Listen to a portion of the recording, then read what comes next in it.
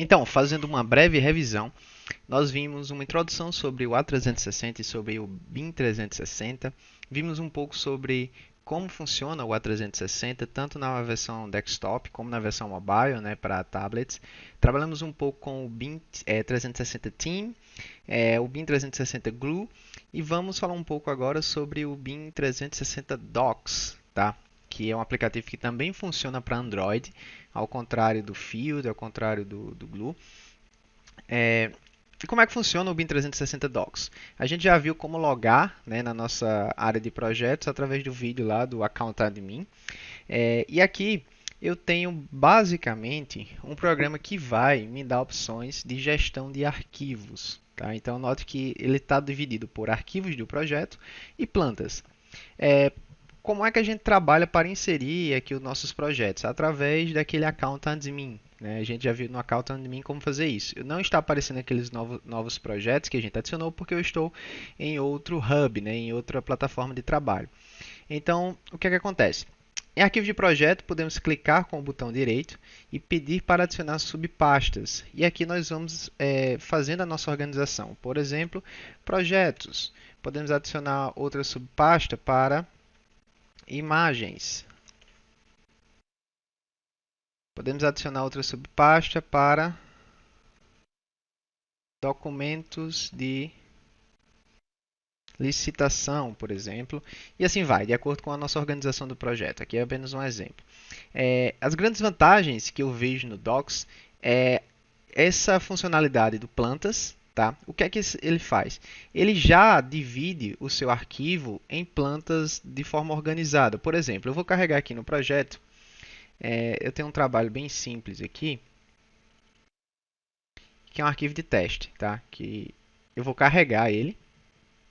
E ele fala, ó, nós iremos lhe enviar um e-mail quando estiver pronto. Então ele vai carregar esse arquivo e assim que for carregado, ele automaticamente, de acordo com a organização que está feita dentro do Revit, vai me dividir aqui todas as plantas do trabalho. Então isso já nos gera assim uma dor de cabeça a menos. A gente não precisa ao final do projeto ter que imprimir todas as plantas em PDF, por exemplo, se for para visualizar na obra, porque o BIM 360 Docs já nos dá essa possibilidade. Então isso é bem interessante.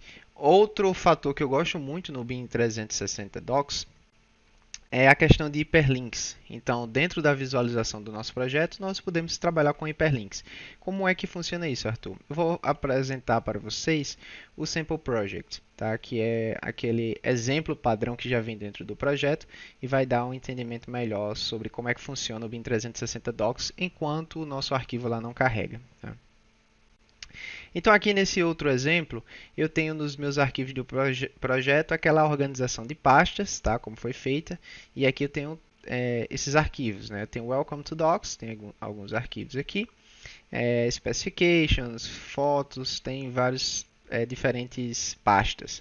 E quando eu vou em plantas, note que se eu importar um arquivo em PDF, para aqui em plantas, ó, clique com o botão direito, carregar arquivos, ele já vai subdividir todas as folhas dentro do Docs. Por quê? Porque isso facilita a gestão no canteiro de obras ou até na visualização em escritório. E note que eu tenho aqui uma visualização da planta já com alguns hiperlinks, que são essas marcas. Tá?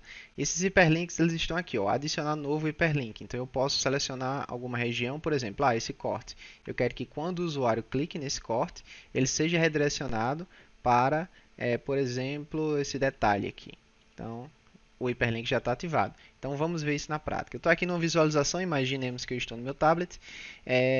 E tem aqui algum detalhe, tá? Tem um callout aqui falando dessa tipologia. Então eu posso simplesmente clicar aqui em cima, ele vai dizer, ó, esse link está linkado com essa planta, V. Então a gente vai lá em visualização e a gente já consegue visualizar o detalhe, tá, daquele projeto que estava na planta.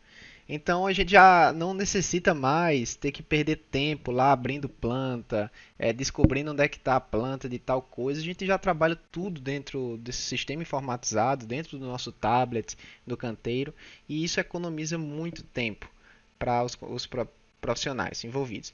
Temos também as opções de inserir RFIs, né, que são os Request for Informations, ou seja, o que é isso, Arthur? É pedido de informação. Então imagine que você está trabalhando no projeto, você não entendeu algum detalhamento. Então a gente pode adicionar um request for information, tá? Eu posso selecionar a região, por exemplo, digamos que eu vou colocar aqui esse pino, tá, do request for information, e eu posso, por exemplo, exemplificar como dados insuficientes. Eu faço a pergunta aqui, ó. Não entendi como fazer o isolamento térmico, por exemplo. Sugestão de resposta. E a gente pode colocar qual tipo de material usar, por exemplo. Isopor, etc. Localização, eu posso dar uma atribuição para a localização.